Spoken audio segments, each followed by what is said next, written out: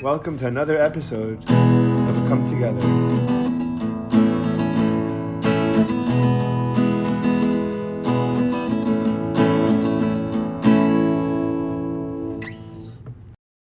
We are live, another episode. Today is my third take at trying to record a solo episode. It's a muscle that I have not used in a very long time, and it's crazy how it reflects so quickly and how it starts to decay so quickly. Um, I've got a lot I want to talk about. I got a lot on my mind that's been going on, but first I want to just say a couple of things about the most recent few podcasts that I did in case you missed them. One of them I recorded most recently, or I guess least recently, but since my last solo episode with an awesome journalist named Mark Elliott. I really like Mark a lot. He's really cool. He's this. He told me an awesome story on how he became a writer, and in the writing world, the only real way to get published is to either have some kind of obviously academic background, either have a publisher or an agent. And if you don't have any of those, it's very difficult to get published. And so Mark was telling me the story on how he was trying to negotiate with the publisher and an agent at the same time. And the first person that showed interest, he showed to the other person, and the other person signed him and then got him the deal that he ended up getting. So he brokered his own career to begin his literary degree. His literary career, and he did some amazing work. We talked about 60s and 70s Hollywood. We talked about Disney. He wrote an amazing book about Walt Disney, and I just got it in the mail. I have to finish one or two other books, and then I'm going to be reading it. But he told me that he hired a girl to her only job for 2 years was to FOIA information from the government, Freedom of Information Act, and that's where the government stores all these public records about what they do. And because we're all taxpayers and we're all buying into this big organization, this big government, and this big country, we as individuals have a right to request information about whatever we feel like is being that is publicly that's done by the government, that's done by this collective collaborate entity. And sometimes the government will say no, and then you have to sue them, and then when you sue them, they hand over the information, but they try to make as many steps in the process in hopes that you kinda give up along the way, and only the people that really are pushing, the people that really are dedicated end up getting that information through, and it could take years. And so he had FOIA'd all this information about Walt Disney's relationship with FBI and found some really interesting stuff regarding strikes, regarding communism, regarding he has some employees that Disney was concerned were communist. Disney was very capitalistic, very anti-communist. Of course, this is around the time of World War II, and we're right after World War II. And even though we beat the Nazis, fear of the Russians, fear of of the Soviet Union and the communists was still very much prevalent in American society. So we talked about a bunch of that type of content, a lot of fun. He was really awesome, and he got a lot of pushback from the Disney family for what he wrote, and he stayed strong. And we were talking about on camera and off camera about the value of of having journalistic integrity and saying the truth even when it hurts, and it's really hard to do. I don't do it all the time, and you could say, I mean, and there's a middle ground, of course, where you don't have to offer up the truth if it's going to get people in trouble or if it isn't relevant or whatever, unless it's again, unless it's specifically relevant or specifically important. Um, and then you don't hide it. Anyway, he got a ton of pushback from Disney corporate, from the Disney family, and he still published this. And a lot of people won't touch him now because of this blacklist from this enormous, the American entertainment company has pretty much blacklisted him. And he's still working hard and he's doing amazing work. I also spoke with Nick Marks, who's a professor of I believe it was Colorado State University, University of Colorado. It's one of the two, and he teaches media studies. And when reached out to him, I initially thought that he was actually a conservative guy teaching media studies in a college, and I'm like, how cool is that? That's so rare. And it turns out he's a liberal guy teaching that, which was also a really interesting conversation because I would say with my experience and anecdotally, the experience of my friends around me that I've spoken to is that colleges and universities tend to not really be so diverse as far as supporting right wing or libertarian media. That seems to be more of a kids thing, and you kind of have to be like a rebel kid or a frat bro or a sorority girl. From again my time on campus, I don't know whether it's still like that or not, but there was a type of character that was uh, like libertarian conservative on campus, but most of the time it was not the liberal arts teachers or the media studies professors. And but Nick did a really good job putting himself in other people's shoes, and he and I were talking about trying to understand his work is trying to be objective despite his personal opinions. Um, and I totally get that because I'm probably I'm as far left as you could be on the right. Um, I would probably say that about myself. I don't really have, again, affiliation so much, and I've pretty much felt like everyone in politics has let everyone down, and there's really no hope for the current system as it is. So I can't really put those I can't say I ascribe to any of those ideas. And so he and I had a really interesting conversation where I was just trying to understand where he was coming from, and there was times where I thought I disagreed with him, and there was times where I thought that he and I really disagreed on, like, some fundamental stuff about people and humanity and people's nature and what's right and wrong, and then after asking if I understood what he was saying correctly or asking to elaborate, it turns out that we did not really disagree very much at all, in a lot of things, and so it was really, really a lot of fun, and I learned a lot about at least his perspective and how to have this conversation. And also, it's important to understand what is being taught and what the perspective of the teachers are, because they're the people that are raising the youth, and they're the people that are influencing the college students, especially at public universities. So they tend to be much larger collections of classrooms and students. So Nick was a lot of fun. I did an awesome episode with a guy named Alan Paul, who's Allman Brothers, uh, which is the great American rock band from the late '60s, early '70s, and they had a 40-year career, 45-year career, with the rotation of band members. Excuse me, a couple of them had died. First two within the first couple of years of the band, and then he and I talked about he spent some time in China in Beijing, and he was actually taking a risk, trying something new. His wife was in media too. He was writing at the time for Slam magazine and working in music journalism. And I could, hey everyone, real quick, if you're enjoying the show, click subscribe and rate the show 5 stars. Helps a ton. Thanks so much. Tar World, I believe, and he and his wife ended up going to Beijing. They were there while the Olympics were there. He turned out to he got a gig as an Olympic journalist for a little while, and then he ended up starting a rock band, I guess, or, and really was pretty big in Beijing, and he had this whole couple of years stint where he and a couple of Chinese guys had built made a band and were very popular. It's really cool.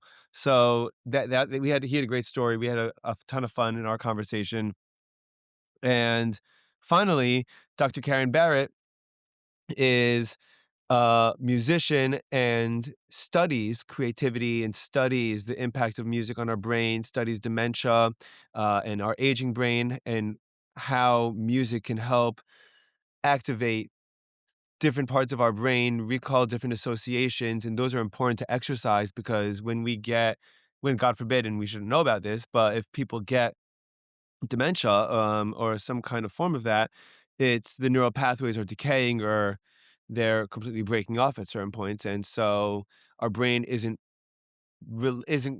speaking to itself in the best way that it could, and music actually helps maintain that. So we had a really interesting conversation about where creativity comes from and improvising and different neural pathways and reward systems in youth and children, sorry, and adults that get activated when we improvise and when we play around. And this doesn't have to be with music; it could also be with speaking, it could also be with poetry, it could also be with art and painting. So check out that episode; it was really, really, really cool. I was I was talking to a friend of mine, Ari, and Ari Mendelo, friend of the podcast, friend of the show, great dude. He lives in Seattle, and he and I are extremely close. We were talking the other day, and he sent me a Diary of the CEO podcast with Karen How I want to say is her name, and I'm gonna look it up while I'm saying this. And Empire of AI is the book. And Karen is, yeah, Karen Howe. And she was on Diary of a CEO warning, talking a little bit about OpenAI and AI in general. And so I listened to the podcast. I immediately bought the book.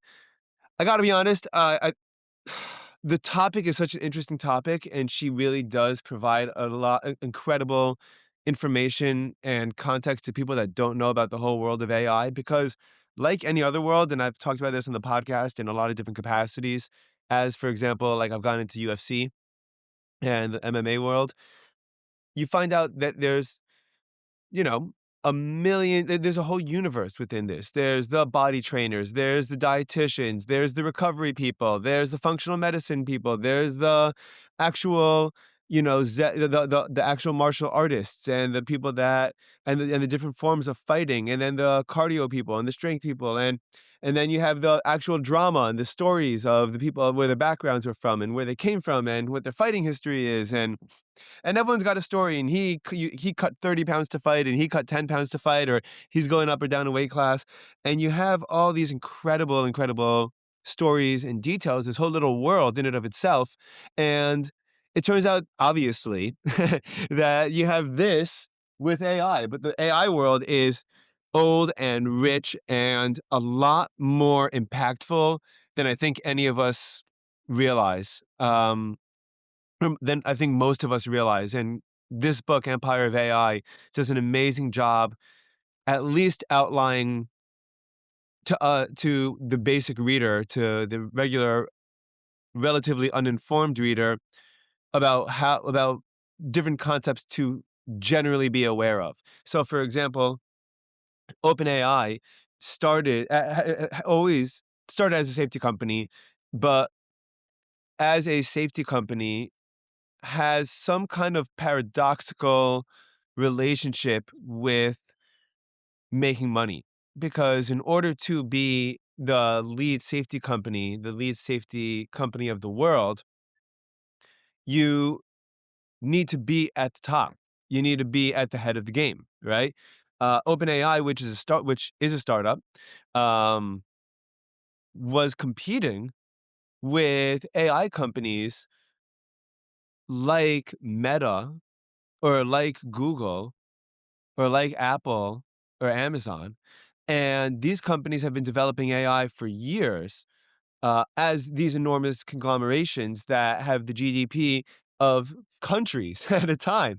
And not only and these corporations, these tech companies are so powerful and so wealthy and so influential that they really could basically take control over whole countries at a time, or mass parts of populations of countries. So, for example, Karen Howe talks in this book about there's parts, an enormous and a really crucial part of safe AI is training the AI properly, right? Meaning you have you're creating a personality, you're creating a kid, you're giving it access to more information than we can even be aware of, than we can even know what to do with. You're giving AI all this information, and then you're asking it a question and asking it to summarize all that information, all this compute into a one word answer, into a one sentence answer, into a one paragraph answer.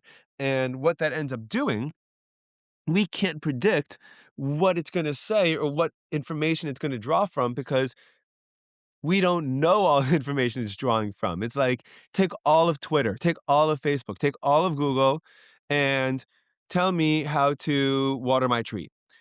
And like, imagine all the contexts in which anyone could say water your tree, appropriately, inappropriately, as far as gardening, as far as tree, maybe being a reference to something else.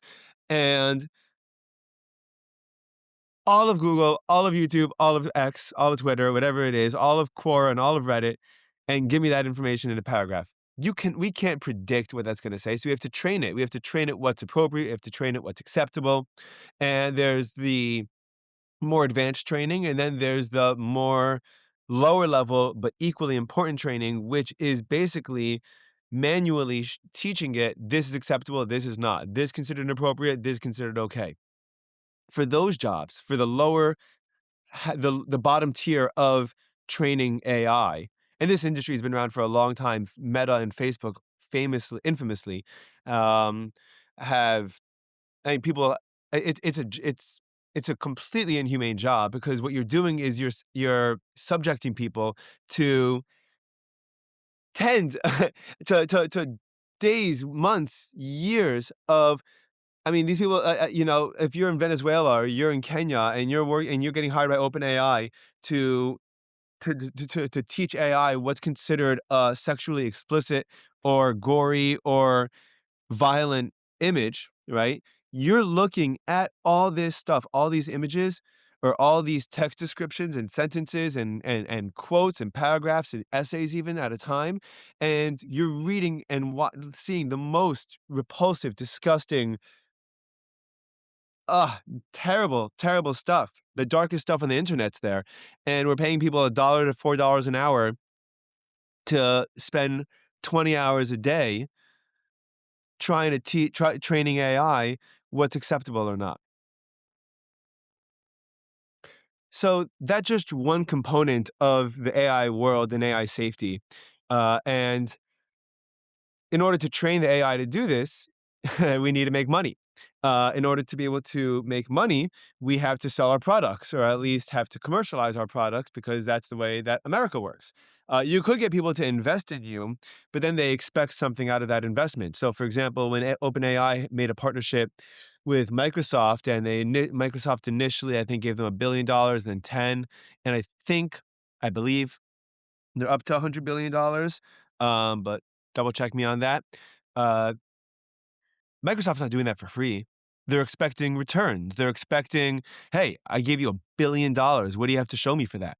And OpenAI has an enormous amount of pressure to show them, hey, we created this new product, we created this great product.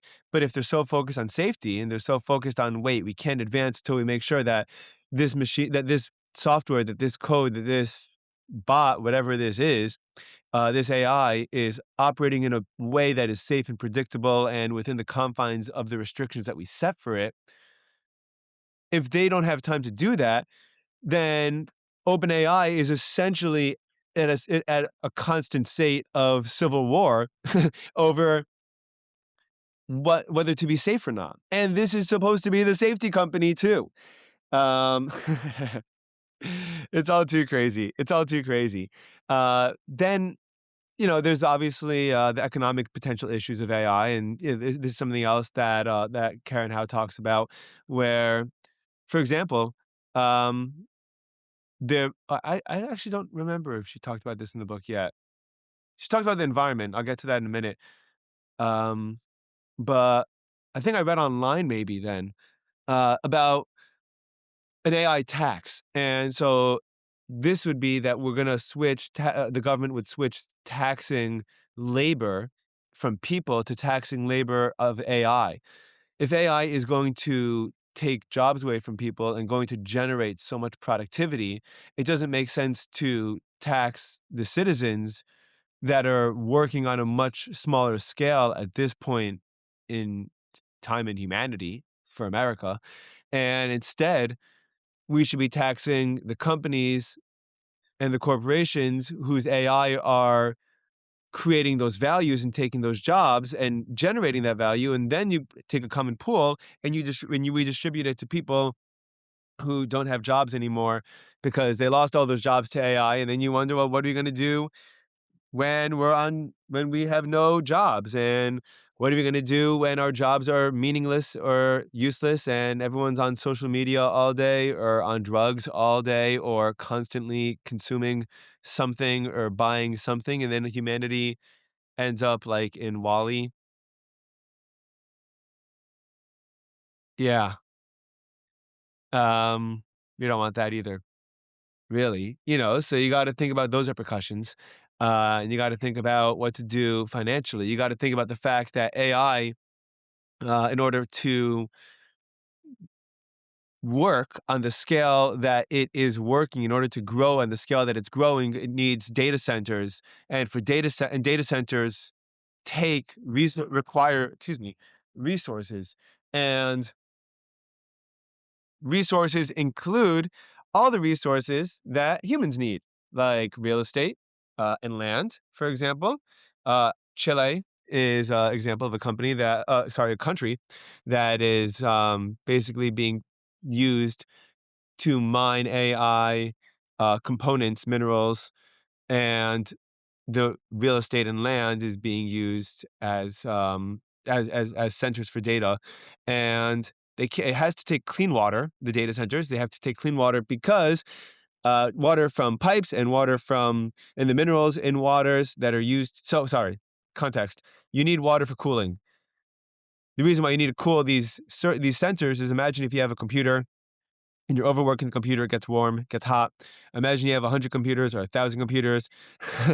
Imagine that with all these data centers that are required to compute and store and power and generate everything that all the AI companies, Meta, Apple, Instagram, whatever, Google, OpenAI, Anthropic, Claude, the whole, everything, those all need servers, which all need to be cooled with water, by using water that needs to be clean water, because the bacteria and the minerals in tap water or from the pipes or from sewage, much like humans, where it's not great for us to drink that and we generally need a filter or some kind of form of filter to clean our water, it actually would impact the hardware at the data centers and cause decay and actually cause them to break. So the cooling centers need to use clean water. They need real estate. They need electricity. They need power. And like all these things that like we need, that like these things that would bring people out of poverty. Remember, the question isn't whether or not this technology exists. The technology certainly exists. And the reason why we know that is because China, who America hopes is still ahead of, we'll see. I hope so. I don't know if I believe that. But China, who is our infamous competitor, they they're doing pretty good. Um, they're doing pretty good, and they are working on alternative fuels sources that we're not using, and they're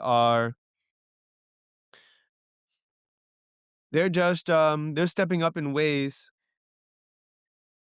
They lifted 650 million people out of poverty. That's what I was going at.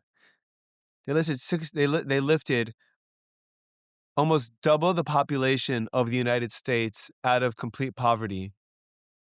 So we have the resources and the technology to do it. And the question is what we're going to focus our efforts on.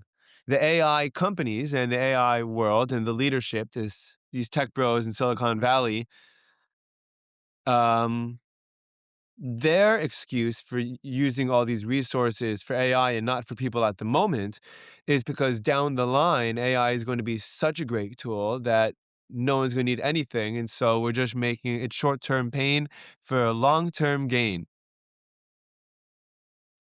And I don't know why we can't have some short-term gain and long-term gain sometimes, especially if we worked hard enough to create that technology, um, that we know that has been put in practice within the last 20 years on planet Earth, should be able to lift millions of people out of poverty, should be able to create a higher quality of life than ever before.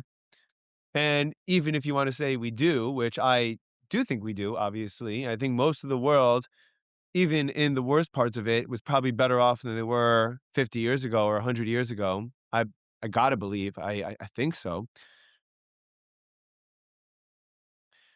Um, we seem to be spending an awful lot of resources on AI, And we only think that it's worth the trade-off because Sam Altman thinks so. Or because Dario, whatever his name is, over at Anthropic thinks so. I don't even know if he thinks so. Greg Brockman. It's a very small AI world. And most of these guys keep on branching off and starting their own companies, not because it's such an amazing environment and everyone's thriving. It's because no one trusts each other, and because the competition is so intense, and everyone feels that the threat that's so existential to life is so prevalent that they need to take matters into their own hands instead of collaborating, instead of working together. And it seems that, unfortunately, that Sam Altman is at the root of all this, because most of these people have come and gone through him, and come and gone as a consequence of him or because of him, or stated that he was the reason why they feel that there is no transparency or minimal trust or murkiness in the vision of what AI is going to be. And that's crazy. And that's crazy. That's crazy.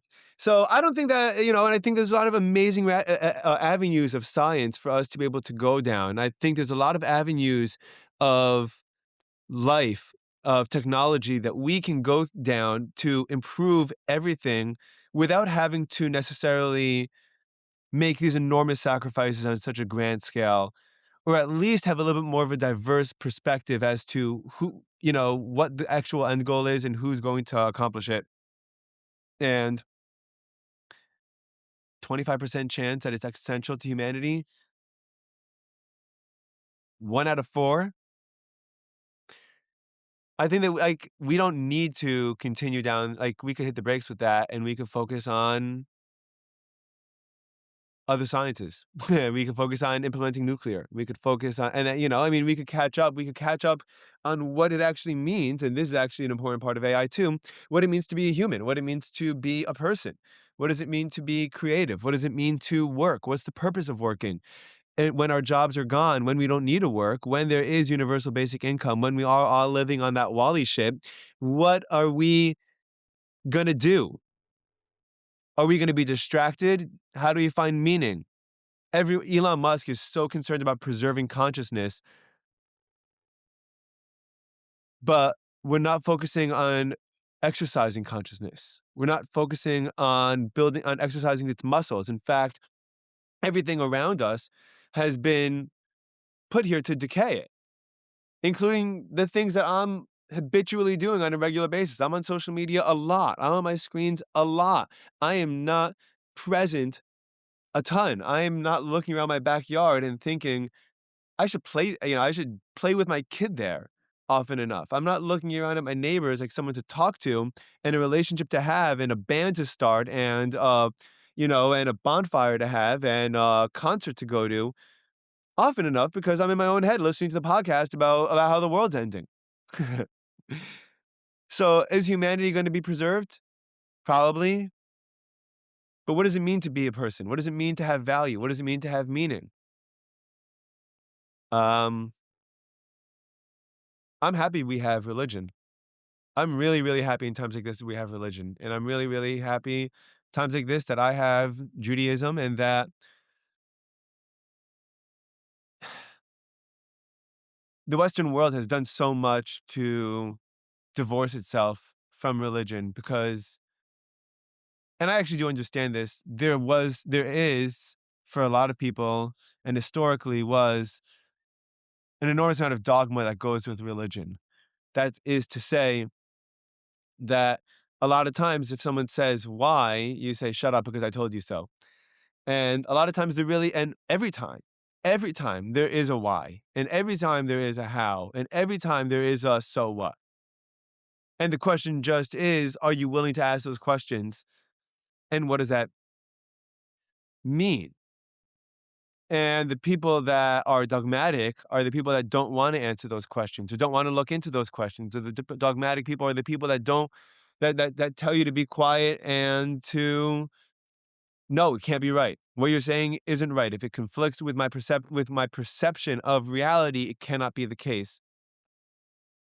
And Judaism, from my understanding and from my school of thought, is the shattering of that. That's what Abraham represents, Avraham, the forefather, and it's the and Shimshon Raphael Hirsch, Samson Raphael Hirsch, who is I've spoken about before, but is lived in the 1800s in Germany, incredible rabbi. Um, reading his stuff has Reading a lot of his stuff has changed my life as far as his views on education, on his views on family, on his views on it just really, really extremely thoughtful and views on God, views on Torah, and views on personal responsibility.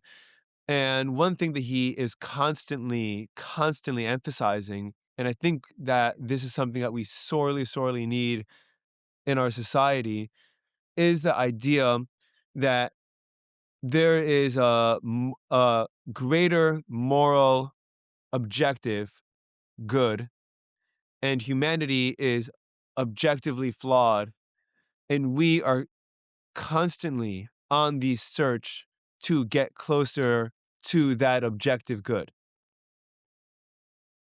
Not easier, not comfort. We're trying to get better. We're trying to get good. We're trying to grow. We're trying to get closer to the divine truth of the capital T and God that is God and not gods, and the oneness that is reality. And when we just reject information because of dogma, we can't get closer to there. Abraham started as an iconoclast.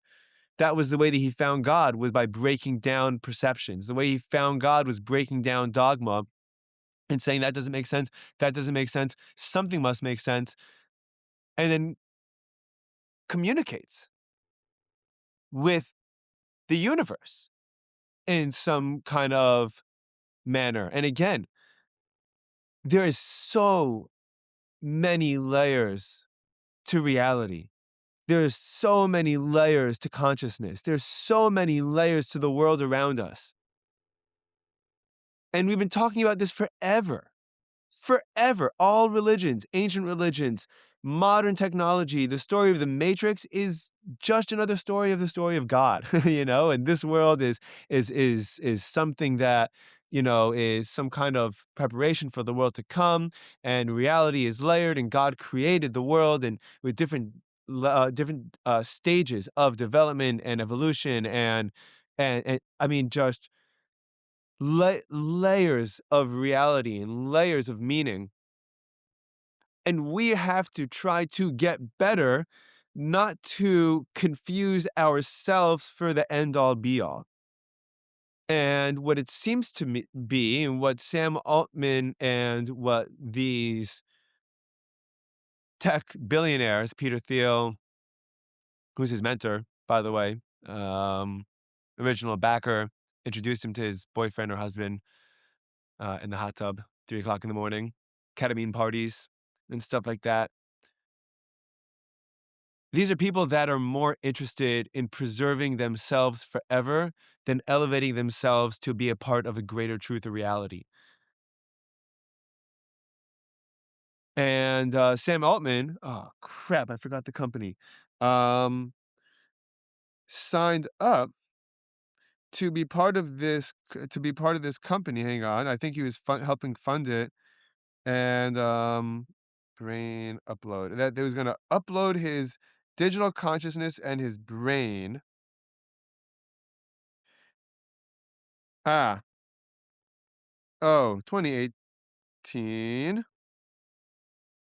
But Sam Altman just dropped $10,000 deposit on a brain upload, paying a startup to euthanize you so that it can one day maybe bring back a digital copy of your mind. According to Here's the MIT Tech Review in 2018. Sam Altman tells MIT Technology Review he's pretty sure minds will be digitized in his lifetime. Um, and then on Instagram over here, who's this account? Artificial Intelligence. In 2018, Sam Altman paid a $10,000 deposit to join a waitlist for Nectome. That's the company, Nectome, a startup offering 100% fatal brain 100% fatal brain preservation procedure. Um, and he thinks it's worth it to die today to have his consciousness or his brain live forever. I don't know that we're supposed to be doing that with our bodies. I don't know. Human life, there seems to be something particularly unique about our consciousness with our flesh that is even biblical. I mean, that's not even biblical, it's specifically biblical that God created, that God took on. I was just reading this today, actually. Um, and if anyone wants the sources, hit me up. Um, because these are Jewish sources, Midrash, Tanhuma. And one of the things it talks about is layered reality, where God created our spirits, our souls, before he created our bodies, which is why our consciousness seems to be something that we can't like locate in our bodies. Um, and actually, one thing I hope that we do discover from AI is we're going to understand a remarkable amount about how our brains work, because our brains mostly work like LLMs. Most of the time, large language models, most of the time, our brains work. We talk to people, we're in different contexts, we're in social situations, we're in work situations. We scroll through our library of associations and compute in order to best guess and approximate what the most valuable response is. That's exactly how AI works. And when we're talking to people, we even like to even guess what they're starting to say. Like when you're using that email where it's, or you're using the email where it starts typing, you start typing words and it guesses the rest of your sentence for you. And sometimes it's awesome and sometimes it's terrible. We're like that in person too. But if we can find the ways that our brains are similar, but the ways that humans are different, and you say, you know what? We see how memory works, but how does creativity work? How does the process of generating new information and not regurgitating old information work? We don't really understand that. And I think that's actually that's I think what is, I believe, what is puzzling people the most is when you give AI a document and say a 50-page document and say, summarize it for me in a paragraph, it can do that.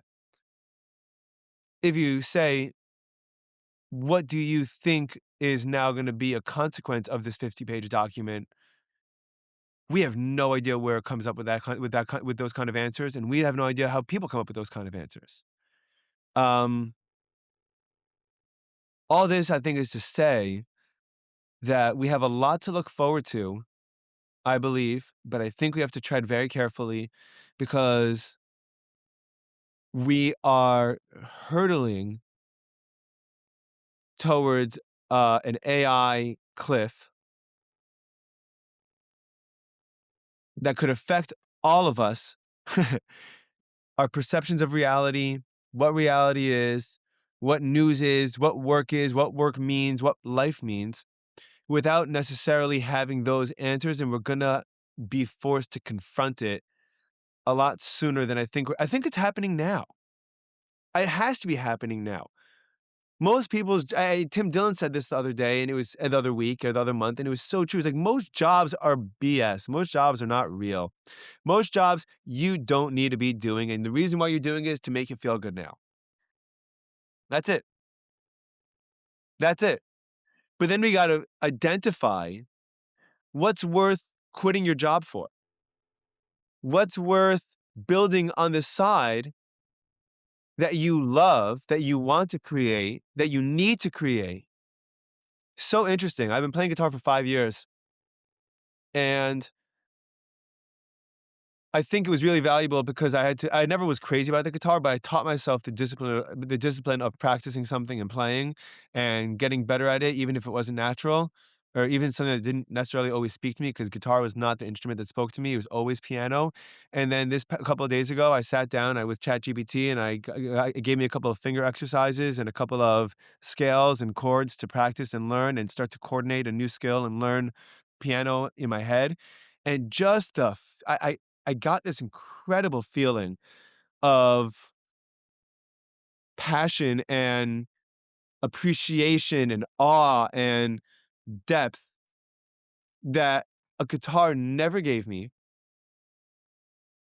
from playing the piano, even though it was rudimentary. Even in the beginning, I had the basic understanding of music and the basic understanding of theory that I can understand what I'm doing on the piano, and I'm playing just a little bit. And I'm just twinkling away, but there's something inside me that that shares with the piano, that speaks piano. What is that? What is that that speaks piano over guitar or over saxophone? What is that that does that makes writing work for me instead of math?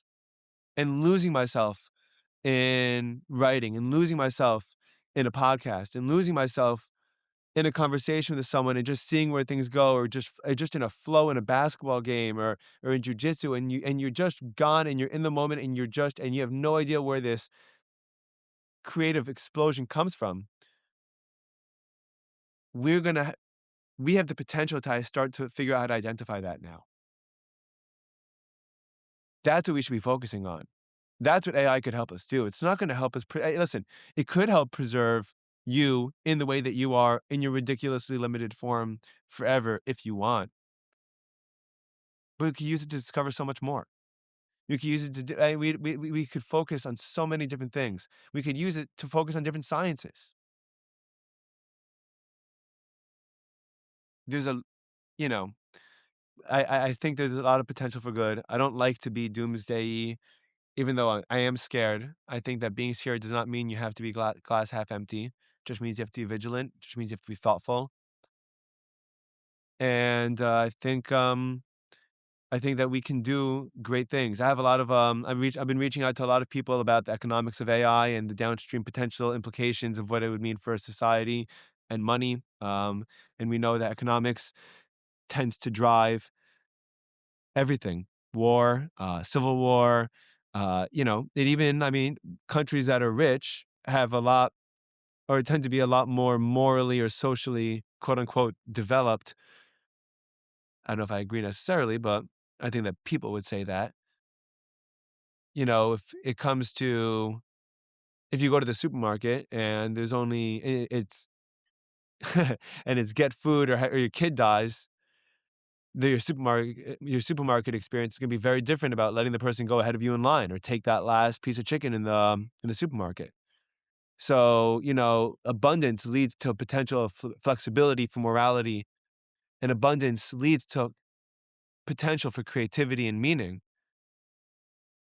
But that means that we have to really study that, and we have to really understand it, and then we have to implement it on a mass scale and fix a lot of the damage that we've done by keeping people isolated and keeping people glued to social media and keeping people addicted to smartphones and addicted to chemicals and addicted to food and addicted to drugs and addicted to alcohol, and be instead driven by the spirit of adventure and love and enthusiasm that that is what makes humanity so special. More episodes coming this week.